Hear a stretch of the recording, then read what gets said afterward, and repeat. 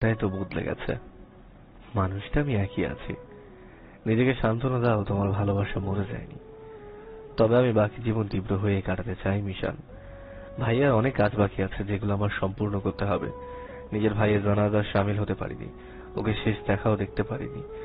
ওর এই চেহারাটা নিয়ে বেঁচে আছি। আমি আয়নার সামনে সেদিনই দাঁড়াবো যেদিন আমার ভাইয়ের অসম্পূর্ণ কাজগুলো শেষ করে দিতে পারবো। ভাইয়ার সাথে সাথে আমি ঝলককেও মেরে দিয়েছি। আমি তীব্র হয়ে গেছি। আমার সম্পূর্ণ ব্যবহার অবধি বদলে দিয়েছি, যেমনটা আমার ভাই ছিল। রোজ ঘুম থেকে উঠে ঘুমোতে যাওয়া অবধি আমার নাটক করতে হয়। রোজকার নাটকে আমি অভ্যস্ত হয়ে গেছি। যেটা আমি না, সেই রোলটা রোজ প্লেই করতে হয়। অতীতগুলো ভাবলে অনেক কষ্ট হয়, কিন্তু মানিয়ে নিই সবটা। এটা ভেবে তুমি আছো তো, না জেনেও আমার পাশে আছো। তুমি কেন আমাকে একটাবার বলনি? এতগুলো দিন আমি তোমাকে হারানোর যন্ত্রণায় বিপথে চলে গেছি। তোমার সামনে দাঁড়ানোর মতো কোনো প্রমাণ আমার কাছে ছিল না। আমি নিজে একটা চক্রান্তে ফেসে গেছি। তাই ভেবেছিলাম সব হিসেব চুকিয়ে আমি তোমার সামনে দাঁড়াবো। এখন আমি চাইলেও ঝলক হতে পারবো না। আমাকে তীব্র হয়েই বাঁচতে হবে। তীব্র হয়েই তোমার সাথে ভালোবাসার অভিনয় করতে হবে। তোমাকে সেই আগের মতো ভালোবাসতে গেলে আমার ঝলক হতে হবে, যেটা আমি পারবো না। আমার ধারণা ছিল প্রমাণ ছাড়া তুমি হয়তো আমাকে বিশ্বাস করবে না। এইসব দুর্বল ভিত্তিহীন প্রমাণে যে তুমি বিশ্বাস করে নেবে সেটা বুঝতে পারিনি। আবার এটাও বিশ্বাস ছিল আমার, তুমি ঝলকের জায়গা অন্য কাউকে কোনোদিনই দেবে না। তাই আমিও তোমার সামনে কখনো নিজের পরিচয় দিতে গিয়ে সম্পর্ক নষ্ট না করে সারা জীবন এই তীব্র অভিনয় করেই তোমাকে একটু একটু করে ভালোবাসার জালে আটকাবো ভেবেছিলাম। তুমি বলো বিশাল, আর যা যা দেখলে শুনলে এগুলো আমি নিজে থেকে বললে আদৌ বিশ্বাস করতে? যতবার আমি তোমার সামনে যেতাম ততবার আমি দুর্বল হয়ে পড়তাম। আর এই দুর্বলতাকে ঢাকতে আমি সব সময় বাজে ব্যবহার করে ভেতরের অবস্থাটাকে ছাপিয়ে রাখতাম, নাটক করতাম প্রতিনিয়ত। তুমি যেন অন্য কারো না হও সেজন্য হারানোর ভয় চাপে ভেতরে প্রচন্ড রকমের। আর সেজন্য তোমাকে আমি ওই পরিস্থিতি জয় করে বিয়ে করি। শুধু বিয়ে করেই তোমাকে ফেলে রেখেছি, কখনো অধিকার ফলাতে চাইনি। কেন জানো? কারণ আমি সেই তীব্র হয়ে তোমার কাছে যেতে চাইনি, যে তীব্রকে তুমি চেনো না, জানো না, ভালোবাসো না। এগুলো করা কি আমার খুব দোষের কিছু হয়েছে? তোমার ড্রয়িং করা নিয়ে আমি বাধা দিইনি, কেন জানো? কারণ আমি বুঝি হারানোর যন্ত্রণা কি। তুমি তো আমার থেকে বেশি হারিয়েছ, তাই তোমার যন্ত্রণাও অমায়িক। আর আমি নিজেই তো একটা সাইকো। তোমাকে আর কি সঠিক পথ দেখাবো বলো? আমি সেই ঝলক নেই মিশান, যাকে তুমি জানো। দিন শেষে আমি একটা খুনি, নিজের ভাইয়ের খুনি।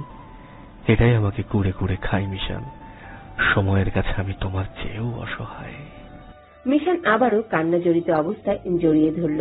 দুজন দুজনকে শক্ত করে জড়িয়ে ধরে আছে। হারিয়ে যাওয়া সম্পদ ফিরে পাওয়া যে কারোর জীবনের হাসির কারণ হতে পারে।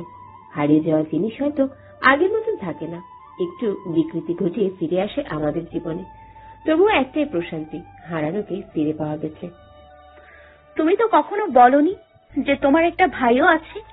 তোমাকে তো আমি এটাও বলিনি আমার ফ্যামিলিতে কে কে আছে বা কে নেই। শুধু একদিন তোমাকে জিজ্ঞেস করেছিলাম ফ্যামিলিতে কে কে থাকলে তুমি খুশি হও। আমার ফ্যামিলিতে তোমার কথা শুধু ভাইয়াই জানতো। ভাইয়া তোমাকে চিনতো, তোমার সম্পর্কিত সবকিছুই জানতো। শুরু থেকে যখন আমি তোমাকে ফলো করতাম, ভাইয়াও আমার সাথে থাকতো। তখন অনেক চেষ্টা করতো তোমার সামনে আমাকে নেওয়ার। এমন হয়েছে গা ধাক্কা ধাক্কিও করেছে আমাকে তোমার সামনে পাঠানোর জন্য। নিশান যখন তোমাকে নিয়ে বের হতো দেখার জন্য, আমি একা বের হতাম না, আমার সাথে ভাইয়াও থাকতো। ভাইয়া আমার জন্য তোমাকে খুব পছন্দ করতো। আমি তোমার সামনে কড়াকড়ি ভাব নিয়ে থাকলেও ভালোবাসার কথা তোমার সামনে বলতে আমার কেমন ফিল হতো, সেজন্য আমি নিশানের সাথে শেয়ার করতাম। আর নিশানকে দিয়েই প্রস্তাব দিই। তুমি আমার সাথে ফ্রি না হলেও নিশান তো অনেক ফ্রি ছিল, তাই ওর সাথে ভেতরের কথা শেয়ার করতে পারতাম। এখন বলবে হয়তো আমার ফ্যামিলিতে কেন জানাই তোমার কথা। কারণটা হলো ভাইয়া। বড় ভাই রেখে তো আমি ছোট আগে বিয়ে করতে পারবো না। যদিও আমার কথা জানাতাম তাহলে ফ্যামিলি থেকে ভাইয়ার উপর বিয়ের চাপ পড়তো অনেক, শুধুমাত্র আমার কারণে। ভাইয়া চেয়েছিল আরেকটা প্রমোশনের পর বিয়ে করবে। ভাইয়া দীপ্তিকে অনেক ভালোবাসতো, আর দীপ্তি ভাইয়াকে। ওদের ভালোবাসাটা কত ইনোসেন্ট দেখেছো? দুজনেই একে অপরকে হারালেও অন্ধকারও হয়নি। এই একটা কারণেই আমি ফ্যামিলিতে বলিনি, যেন আমার ছোটই ভাইয়ের উপর চাপ সৃষ্টি না করে আমার ফ্যামিলি। সবকিছুর মাঝে অবাক করার বিষয় কি জানো তো? আমি যখন প্রথম প্রথম তোমাকে দূর থেকে দেখতাম তখন কিন্তু আমার সাথে ভাইয়া থাকতো। নিশান তোমাকে নিয়ে বের হতো আমাকে দেখার সুযোগ করে দেওয়ার জন্য। তখন দেখতাম নিশান আমার দিকে দূর থেকে তাকাতো। ভেবেছিলাম ও আমার সাথে ভাইয়াকেও দেখছে, কিন্তু আমার পোড়া কপাল, নিশান কেবল আমাকেই খেয়াল করেছে, আমার পাশে ভাইয়াকে কখনো খেয়াল করেনি। যদি খেয়াল করতো তবে হয়তো পরবর্তীতে আমাকে দেখে ওর মনে প্রশ্ন জাগতো, ঝলকের স্থানে তীব্র কি করে এলো? আমি যে ঝলক সেটা হয়তো আরো আগে প্রকাশ হয়ে যেত তোমার সামনে। ভাইয়া বেঁচে থাকলে এতদিনে ভাইয়ের প্রমোশনও হয়ে যেত, সঙ্গে আমারও। ভাইয়ের ইচ্ছে ছিল দুই ভাই আরেক ধাপ সাফল্য নিয়ে একসাথে একদিনে ধুমধাম করে বিয়ে করব। হলো না সেরকমটা। ধমকা কালো মেঘ এসে সব ডলট পালট করে দিল। কারো কোনো স্বপ্নই পূরণ হলো না। মাঝপথে সবাই খাদে পড়ে গেলাম। কি আর বলবো, সবই নিয়তির খেলা। সেরকমটা হয়নি যেরকমটা চেয়েছিলাম, সব উল্টো তো হয়েছেই, সঙ্গে ভয়ানক হয়েছে পরিস্থিতি। জীবনের কিছু কিছু ফল দেখে বুঝে উঠতে পারি না এটা কোন কর্মের ফল। আমার জীবনের কিছু কিছু মানের হিসেব মেলে না। কি কারণে হলো, কেন হলো, না হলে কি হতো, হওয়ার পর কি হলো, এরকম হাজারটা প্রশ্ন ঘোরে মাথায়। বাবা মাকে দিয়ে হারানোর হাতে খড়ি হয়, এখনো হারিয়েই যাচ্ছি। আচ্ছা, আঙ্কেল আন্টি কি কখনো আন্দাজ করে না এটা তীব্র নাকি ঝলক? ওনারা তো বাবা মা, ওনারা তো বোঝার কথা। বাবা শুরু থেকেই সবটা জানে, মা জানে না। ঝলকের মৃত্যু মা মেনে নিতে পারলেও তীব্রর মৃত্যু মেনে নিতে পারবে না। কারণ আমাদের 3 ভাই বোনের মধ্যে ভাইয়া ছিল অতি আদরের একজন ছেলে। অতি আদরের হওয়ায় যথেষ্ট কারণ আছে। বিয়ের পর নাকি মায়ের বাচ্চা হচ্ছিল না। অনেক ডক্টর দেখাই, সব ডক্টররা বলে মায়ের বাচ্চা হওয়ার সম্ভাবনা 10%, আর না হওয়ার সম্ভাবনা 90%। এতে বাবা মা হতাশ হয়ে পড়ে, তারা বাচ্চার আশা ছেড়ে দেয়।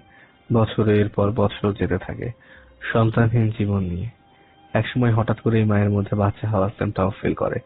যখন জানতে পারে মা অন্তঃসত্ত্বা, তখন তাদের জীবনে ঈদের মতো খুশি বিরাজ করে। বাবাও মাকে প্রচুর কেয়ারে রাখতো। দিনের পর দিন মা সময় গুনতে থাকতো, কবে তার সন্তান পৃথিবীতে আসবে। তার সন্তানকে নিয়ে হাজারটা স্বপ্ন বলতে থাকে। নিজেই নিজেকে অনেক কেয়ারে রাখতো, যেন তার কারণে তার বাচ্চার কোনো ক্ষতি না হয়। ডক্টররা যা যা বলতো মা হরফে হরফে অক্ষরে অক্ষরে তা পালন করতো। এত কেয়ারিং এর পর, ধৈর্য ধারণের পর, ডেলিভারির দিন যখন বাচ্চা ভূপৃষ্ঠ হতে ডক্টররা জানায় বাচ্চা মৃত, হার্ট আর চলছে না, এর চেয়ে হতাশাময় বাক্য আর কিছুই হতে পারে না একটা দম্পতির কাছে। মা চিৎকার করে করে সৃষ্টিকর্তার কাছে প্রার্থনা করতে থাকে। আর ঠিক ৮ ঘন্টা পর জানতে পারে বাচ্চার হার্টবিট চলছে, সুস্থতার লক্ষণ প্রকাশ পাচ্ছে। এই খবরে মাহেতে প্রাণ ফিরে আসে। তুমি বলো, এত সাধনার ছেলে যাকে অমায়িক আদর ভালোবাসাটা কি অস্বাভাবিক? ভাইয়াকে এত এত ভালোবাসা দিয়ে আগলে রাখতো। মায়ের কাছে তখন পৃথিবীর সমস্ত সুখ সৃষ্টিকর্তা তার কোলে দিয়েছে বলে মনে করতো। জীবনের কিছু চাওয়া ছিল না ভাইয়াকে পাওয়ার পর। তারপর তো তৃপ্তি হলো, আমি হলাম। মায়ের ধারণার বাইরে ছিল ভাইয়ার পর সে আরো 2 সন্তানের মা হবে। এমন না যে মা শুধু ভাইয়াকে নিয়ে পড়ে থাকতো, আমাদের সবাইকেই ভালোবাসতো, আদর করতো। কিন্তু ভাইয়া ছিল মায়ের অন্যরকম এক ইমোশনের নাম। ভাইয়ার নামটা তো মাই রেখেছিল তীব্র, কারণ ভাইয়ার নামের মধ্যেই ছিল ভাইয়ার প্রতি মায়ের তীব্র ভালোবাসা। ভাইয়াকে পাওয়ার জন্য সৃষ্টিকর্তার কাছে তীব্র শুকরিয়া আদায়। কিন্তু ভাইয়া ছিল মায়ের অন্যরকম এক ইমোশনের নাম। ভাইয়ার নামটা তো মাই রেখেছিল তীব্র, কারণ ভাইয়ার নামের মধ্যে ছিল ভাইয়ার প্রতি মায়ের তীব্র ভালোবাসা। ভাইয়াকে পাওয়ার জন্য সৃষ্টিকর্তার কাছে তীব্র শুকরিয়া আদায়। ভাইয়ার আগমনে মায়ের জীবন আসে তীব্র সুখ। তৃপ্তি আপি নাম রাখে দীপ্তির মা, আমার নামটা রাখে আমার বাবা। তো দিন শেষে কথা একটাই, যে ছেলে মৃত্যু সংবাদ একবার শুনে মা ঠিক ছিল, তার দ্বিতীয় মৃত্যুর কথা মা হজম করতে পারবে না। এখন আমাকে সন্দেহ করার কোনো প্রশ্নই আসে না। আমি সর্বোচ্চ চেষ্টা করি ভাইয়ার ক্যারেক্টারটা ভালো মতো প্লে করার। আর মায়ের মাঝে যেন ভুল কোনো সন্দেহ না আসে, সেজন্য মায়ের সাথে কথাও কম বলি। অবশ্য ভাইয়াও খুব একটা কথা বলতো না কারোর সাথে। ভাইয়া একরকম স্বভাবেরই ছিল, কথা কম বলা, মুড়ি নিয়ে চলা, একটুতেই রেগে ওঠা, ভেতরের কথা অপ্রকাশ রাখা, স্ট্রেট ফরওয়ার্ড ছিল তার কথার ধরন। যাই হোক, মায়ের মনে কখনো সন্দেহ এলেও সেটা সত্যি প্রমাণের চেষ্টা করবে না। মায়ের ধারণারও বাইরে তার এক ছেলে রূপে আরেক ছেলে বেঁচে আছে। তুমি মারা গেছো শোনার পর আমি তখন এতটা ভেঙে পড়ি যে কুল কিনারা কোনো দিশা পাচ্ছিলাম না। জানো তো, আমি একটু কাঁদিনি। তুমি নেই এই শব্দটা নিজেকে বিশ্বাস করানোটা আমার কাছে ছিল আত্মযুদ্ধ। তুমি যদি আমায় ছেড়ে চলে যেতে, আমার সাথে বিশ্বাসঘাতকতা করতে, তবে আমি মেনে নিতাম।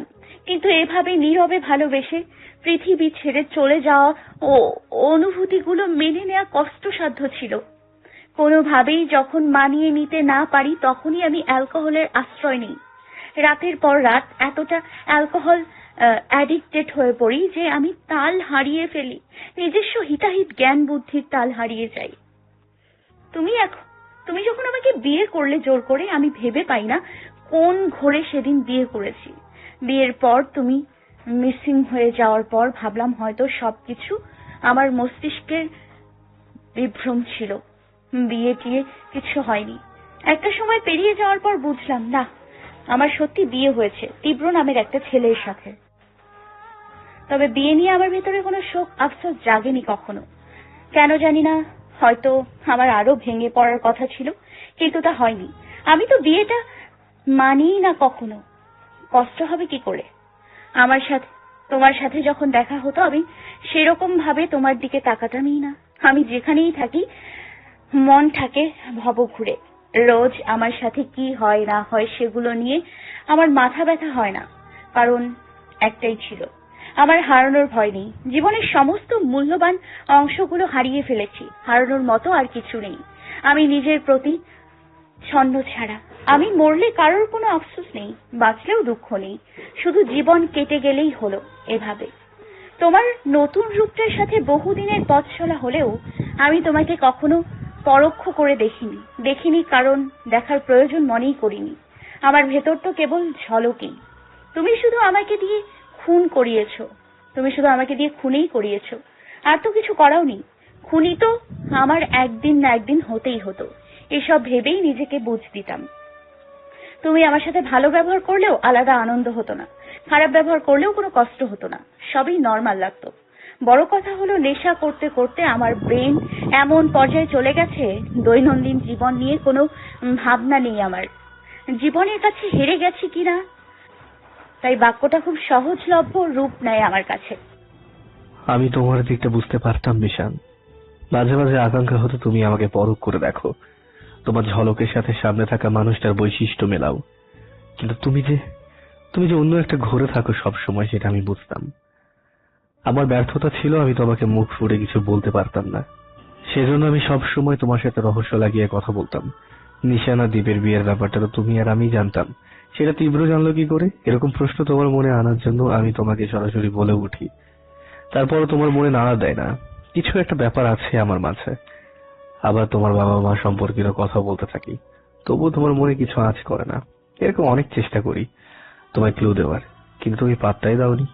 আমার সর্বশেষ চেষ্টা ছিল লাস্ট যেদিন তোমাকে ইনডাইরেক্টলি বোঝালাম ঝলক অ্যাক্সিডেন্টে মারা যায়নি, ওর মার্ডার হয়েছে। তখন হয়তো তোমার ভেতরে নাড়া দিয়েছে সবকিছু। আমার ধারণা ছিল তুমি কোন স্টেপ কি করবে, কিন্তু ভয় হচ্ছিল প্ল্যান মতো তোমাকে সত্যি সম্মুখে আনতে পারবো তো। তুমি কি সবটা বুঝবে নাকি উল্টো ভুল বুঝে দূরে সরে যাবে? আমি খুবই ভয়ে ছিলাম। এখন সে ভয়টা নেই আমার মধ্যে। একটা সত্যি কথা বলবে ঝলক, কি? কুয়েতে মিশনের লিস্টে তো তোমার নামও এসেছিল। তুমি কেন ক্যান্সেল করে দিয়েছিলে তোমার নাম? তুমি কেন গেলে না আমার সাথে?